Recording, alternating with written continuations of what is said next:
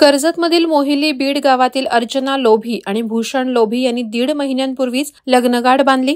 सुखी संसारासाठी देवदर्शन करून यावं म्हणून आपला एक मित्र आणि त्याच्या पत्नीसह अर्चना आणि भूषण देवदर्शनासाठी गेले होते. देवदर्शन करून हे नवदाम्पत्य Hyundai Grand i10 Nios car क्रमांक MH05EJ 937 ने परतीच्या मार्गाला लागले. नाशिक मुंबई महामार्गावरून येताना नवीन कसारा घाटाचा नयनरम्य नजारा दिसत होता. अशातच कसारा घाटातील सुंदर दृश्यांची अनुभूती घेताना काही क्षणात पिकनिकच्या आनंदावर विरजण पडलं.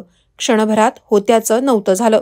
कसारा घाटात एक भरधाव कंटेनर आला. त्यानं घाटात असलेल्या अनेक गाड्यांना धडक दिली. या अपघातात जवळपास 6 ते 7 गाड्यांचा चक्काचूर झाला. त्यापैकी लोभी कुटुंब असलेल्या कारला देखील या कंटेनरची भीषण धडक बसली. या कारमध्येच अर्चना बसली होती. नेमक्या त्याच वेळी या नियंत्रण गमावलेल्या कंटेनरनं कारला जोरदार धडक दिली.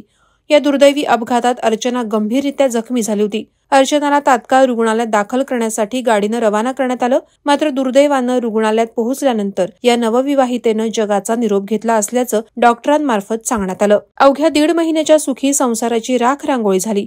या घटनेचा मोठा धक्का भूषण लोभी यांना बसलाय. तसंच लोभी कुटुंबियांवर दुःखाचा डोंगर कोसळलाय. भूषण आणि अर्चनाच्या अवघ्या 1.5 महिन्याच्या संसाराचा असा महाभीषण शेवट झाल्यानं कर्जत तालुक्यात प्रचंड हळहळ व्यक्त होत आहे. वादळवारा लाईव्हसाठी न्यूज ब्युरो, कर्जत.